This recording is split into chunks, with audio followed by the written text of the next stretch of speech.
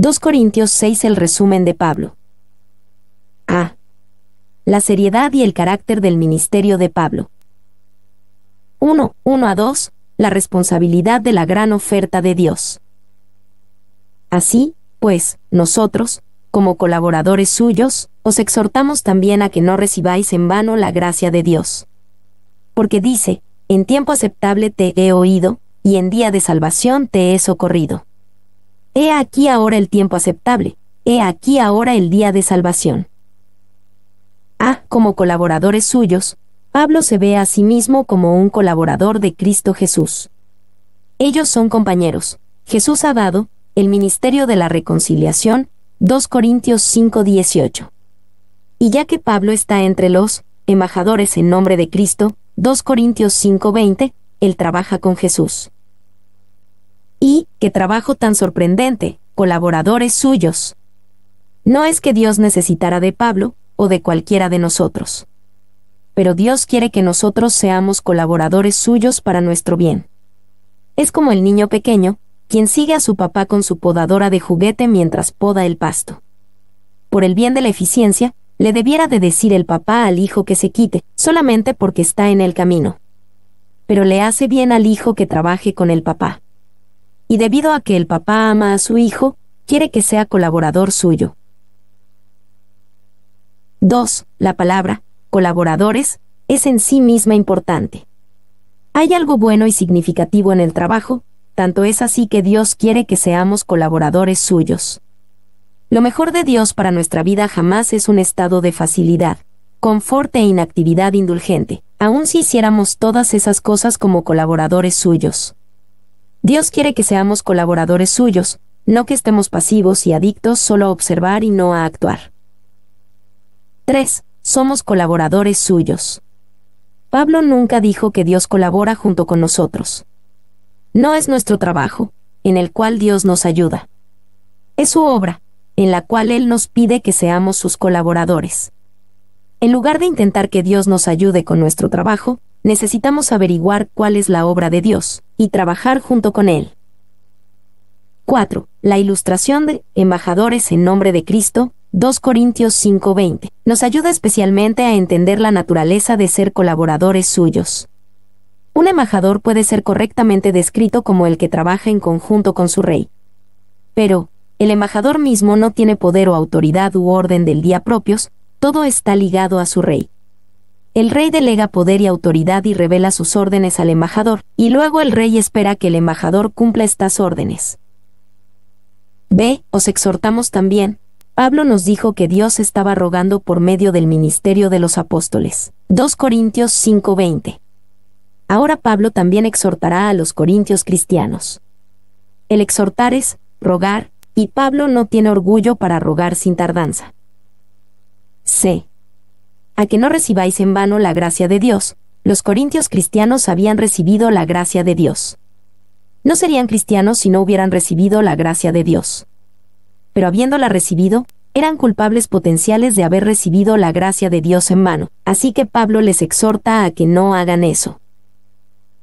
¿Y qué significa el recibir la gracia de Dios en vano? Significa recibir la bondad y el favor de Dios, pero estorbar la obra de la gracia en la vida de uno. Significa recibir el favor de Dios y fracasar en lo que Pablo dijo en 1 Corintios 15:10. Pero por la gracia de Dios soy lo que soy, y su gracia no ha sido en vano para conmigo. Antes he trabajado más que todos ellos, pero no yo, sino la gracia de Dios conmigo. 2. De acuerdo con 1 Corintios 15:10, si Pablo no hubiera trabajado tan duro como lo hizo, aún la gracia de Dios le hubiera sido dada, pero en alguna medida hubiera sido dada en vano. La gracia, por definición, es dada libremente, pero Él como recibimos la gracia ayudará a determinar qué tan efectivo es el don de la gracia. El término gracia es utilizado frecuentemente por Pablo para expresar los favores y privilegios ofrecidos a los miembros de la Iglesia de Cristo, no para referirse a una gracia limitada dada en momentos especiales, como la salvación. Es ofrecida, independientemente de la fe y obediencia del hombre, pero no tendrá ganancia sin estas. Bernard. 3. La gracia no es dada debido a ninguna obra, ya sea pasada, presente o futura. Es dada para animar a hacer la obra, y no por la obra en sí misma. Dios no quiere que recibamos su gracia y seamos pasivos. Pablo sabía que Dios da su gracia, nosotros trabajamos duro, y la obra de Dios está hecha. 4. Muchos cristianos batallan en este punto. ¿Se supone que Dios lo tiene que hacer o yo lo debo de hacer? La respuesta es sí. Dios lo hace, y nosotros también lo hacemos. Confía en Dios, espera en Él, y luego ponte a trabajar tan duro como puedas. Así es como vemos la obra de Dios completada. Si yo descuido mi parte en la colaboración, la gracia de Dios no cumple todo su propósito y, por lo tanto, es dada en vano. La gracia de Dios siempre está viniendo a mi corazón y a mi vida a través de experiencias muy maravillosas y bendecidas en el día de hoy. La gracia de ayer es totalmente inadecuada para las cargas de hoy, y si no aprendo a tomar los recursos celestiales cada día de mi vida, tanto para las cosas pequeñas como para las cosas grandes, como cristiano, pronto me viciaré, seré estéril y sin frutos para el servicio del Señor. Red Paz. D. Ahora el tiempo aceptable, ahora el día de salvación. Al citar y aplicar Isaías 49:8, Pablo quiere dar a los corintios cristianos un sentido de urgencia. Dios tiene un tiempo aceptable para que nosotros trabajemos. Dios tiene un día de salvación, el cual no durará por siempre.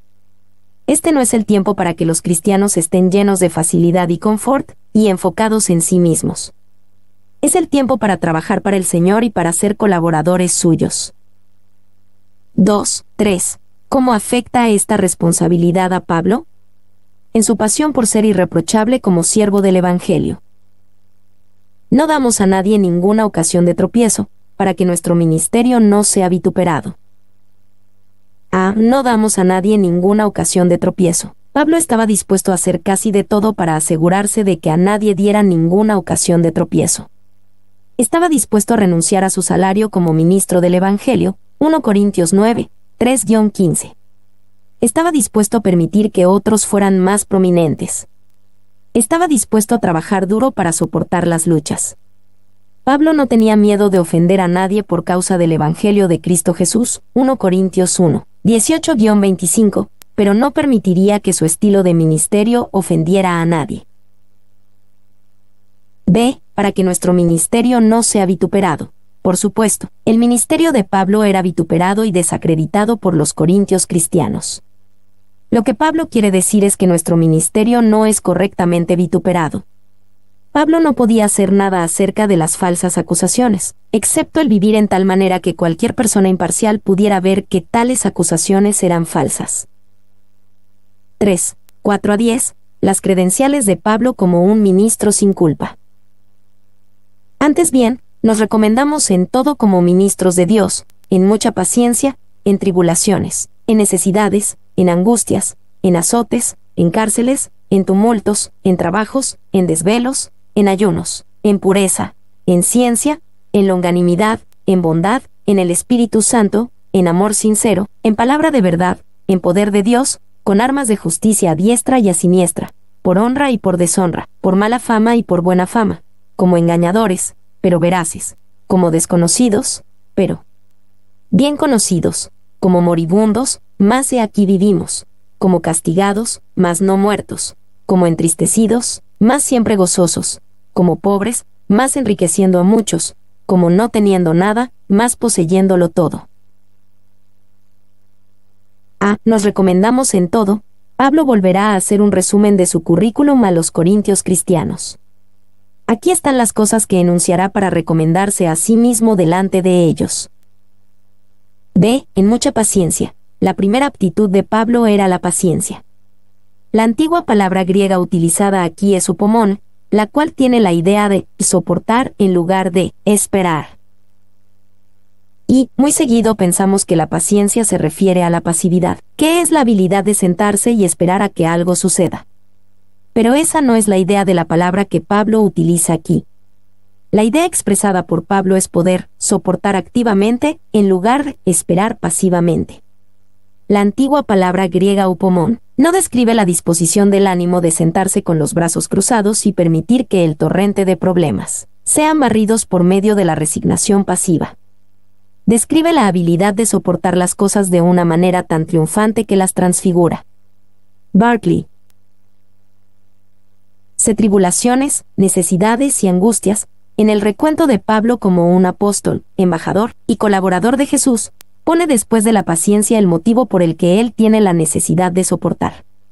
Fundamentalmente, era por las tribulaciones generales y pruebas de la vida. Pablo estaba muy a menudo estresado y bajo presión. Esta idea está detrás de la palabra tribulaciones, a menudo en necesidad y a menudo en angustias.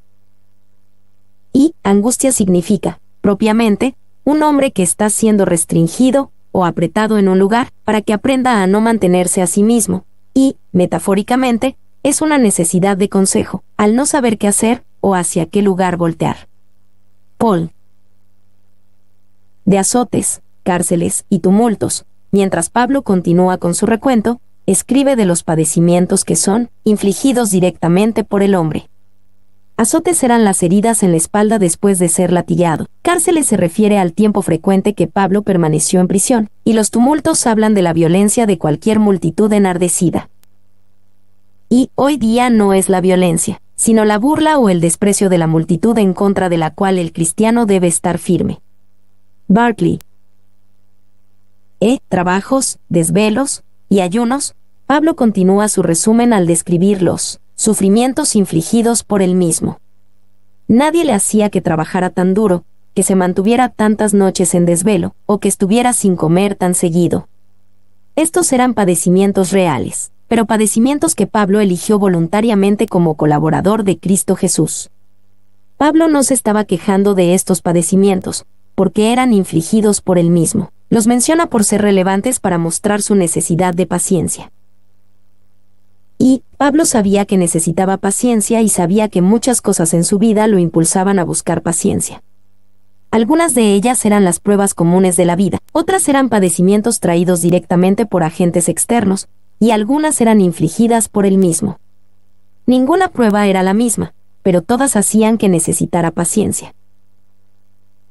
En pureza, en ciencia, en longanimidad, en bondad, en el Espíritu Santo, en amor sincero, en palabra de verdad, en poder de Dios, con armas de justicia a diestra y a siniestra. Aquí Pablo empieza a describir los recursos de los que se apropió para triunfar sobre la adversidad. Si él honestamente enumeraba sus pruebas, también honestamente podía enumerar los frutos del Espíritu y el poder de Dios en su vida. Y, sí, Pablo tenía las pruebas de 2 Corintios 6, 4-5 en una medida más grande que la mayoría de los hombres. Pero él también tenía las bendiciones de 2 Corintios 6, 6-7 en una medida más grande que la mayoría de los hombres. 2. La idea de a diestra y a siniestra es la de tomar las armas ofensivas y defensivas. Probablemente, Pablo quiere transmitir la idea de ir avanzando mientras es atacado. En particular, el escudo y la espada, el primero en el brazo izquierdo, el último en la mano derecha. Tenemos la doctrina de la verdad y el poder de Dios como una armadura que nos protege por todos lados, en cualquier parte y en todas las ocasiones. Clarke. Por honra y por deshonra, por mala fama y por buena fama, como engañadores, pero veraces, como desconocidos, pero bien conocidos, como moribundos, mas he aquí vivimos, como castigados, mas no muertos, como entristecidos, mas siempre gozosos, como pobres, mas enriqueciendo a muchos, como no teniendo nada, mas poseyéndolo todo. Al concluir su resumen, Pablo enumerará sus referencias, describiendo tanto lo que el mundo pensaba de él como lo que Dios pensaba de él. Y el mundo, incluyendo a los corintios cristianos carnales, describió a Pablo con palabras como deshonra, mala fama, engañadores, desconocidos, moribundos, castigados, entristecidos, pobres, no teniendo nada. 2. Por el contrario, en su referencia, Dios describió a Pablo con palabras como honor, buena fama, veraces, bien conocidos, he aquí vivimos, no muertos, siempre gozosos, enriqueciendo a muchos, poseyéndolo todo.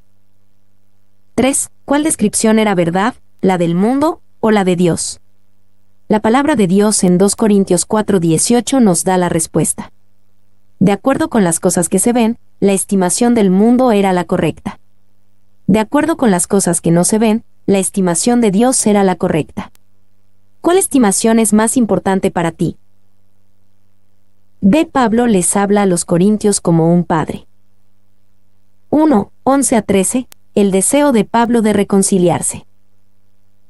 Nuestra boca se ha abierto a vosotros, oh corintios, nuestro corazón se ha ensanchado. No estáis estrechos en nosotros, pero sí sois estrechos en vuestro propio corazón. Pues, para corresponder del mismo modo, como a hijos hablo, ensanchaos también vosotros. Oh corintios, Pablo ha pasado el tiempo suficiente exponiendo los principios. Ahora hace una apelación a los corintios cristianos. Podemos percibir la profundidad y pasión de su corazón cuando exclama, oh corintios. B. Nuestra boca se ha abierto a vosotros, nuestro corazón se ha ensanchado. Pablo está practicando lo que predicó en Efesios 4:15, siguiendo la verdad en amor. Él genuinamente amaba a los corintios con un corazón abierto, y les habla abiertamente. C. No estáis estrechos en nosotros, pero sí sois estrechos en vuestro propio corazón. Los corintios cristianos tomaron el rol de la víctima delante de Pablo. Y por necesidad piadosa él fue firme con ellos en las ocasiones previas. 1 Corintios 4, 18-21, 2 Corintios 1:23. Ahora ellos, probablemente, decían que estaban estrechos por el dolor que Pablo les causó. Ellos, seguramente, dijeron, nos gustaría reconciliarnos contigo, Pablo, pero el dolor que nos causaste nos impide hacerlo. Simplemente, no podemos superarlo. Pero el problema real era que los corintios cristianos estaban estrechos en su propio corazón. No era que Pablo no los amara lo suficiente, el cual era su reclamo como víctimas. Era que ellos amaban demasiadas cosas. Su propio corazón les ponía restricciones. 2. ¿Qué es lo que amaban tanto? Primero, amaban mucho al mundo, y Pablo lidiaría con ese amor en los versículos siguientes. Ellos también se amaban demasiado a sí mismos, para tratar de lidiar realmente con sus actitudes egoístas y carnales hacia Pablo. De ensanchaos también vosotros. Pablo quería ver en los corintios cristianos la misma autobúsqueda honesta que él les había demostrado. Ellos debían hacer esto para poder ser reconciliados. La grieta entre Pablo y la iglesia de los corintios podía ser sanada, pero estaba en manos de los corintios cristianos hacerlo. Ellos también debían de ser abiertos. 2, 14-18, Pablo les dice que estrechen su amor. No os unáis en yugo desigual con los incrédulos, porque qué compañerismo tiene la justicia con la injusticia. ¿Y qué comunión la luz con las tinieblas? ¿Y qué concordia Cristo con Belial? ¿O qué parte el creyente con el incrédulo? ¿Y qué acuerdo hay entre el templo de Dios y los ídolos? Porque vosotros sois el templo del Dios viviente, como Dios dijo, habitaré y andaré entre ellos, y seré su Dios, y ellos serán mi pueblo. Por lo cual, salid de en medio de ellos, y apartaos, dice el Señor, y no toquéis lo inmundo, y yo os recibiré, y seré para vosotros por Padre, y vosotros me seréis hijos e hijas, dice el Señor Todopoderoso. No os unáis en yugo desigual con los incrédulos. Pablo está hablando del afecto demasiado amplio de los corintios cristianos. Ellos se habían unido con los incrédulos, y esto impedía su reconciliación con Pablo. Y la idea de no os unáis en yugo desigual está basada en Deuteronomio 22:9, en donde se prohibía unir con yugo a dos animales distintos. Habla de dos cosas que se unen que no debieran de estar unidas. 2. ¿En qué sentido los corintios cristianos se unieron en yugo desigual con los incrédulos? ¿Cómo podemos hacer esto? Ciertamente, al casarnos con un incrédulo, es este el principio de aplicación más común de este pasaje. Un hombre muy sabio y santo dio su juicio acerca de este punto, un hombre que realmente es piadoso. Si se casa con una mujer que no se ha convertido, o se alejará hacia la perdición, o tendrá una cruz de por vida. Lo mismo se puede decir de una mujer piadosa que se casa con un hombre que no se ha convertido.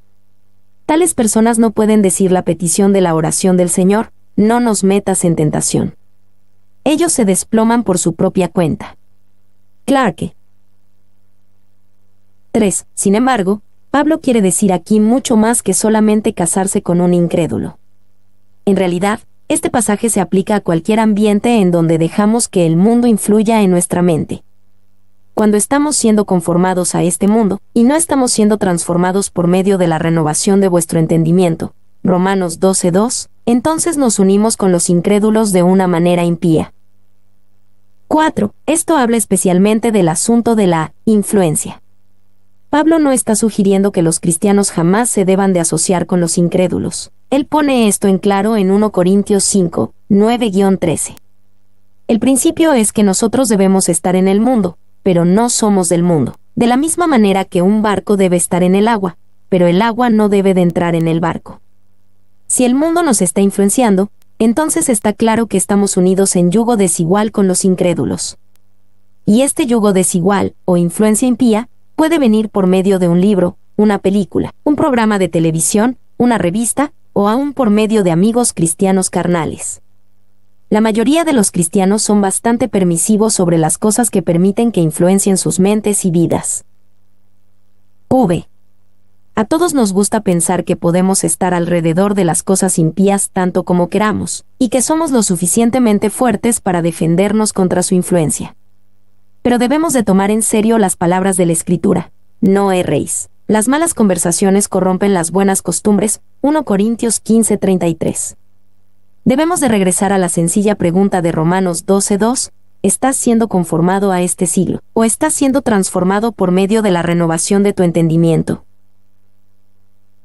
Los corintios cristianos pensaban como las personas del mundo, no como personas piadosas. Ellos se ganaron esta forma de ver la vida, o al menos permanecieron en ella, debido a sus asociaciones impías.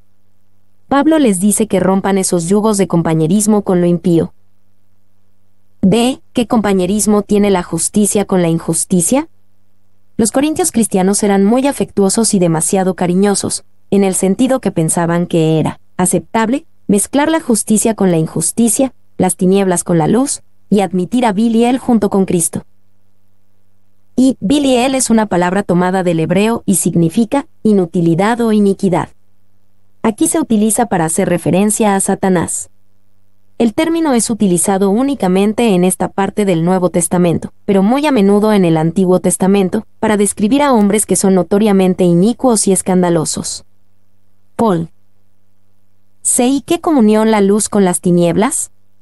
Al utilizar el término de comunión, Pablo indica que él en realidad habla de la influencia más que de la presencia.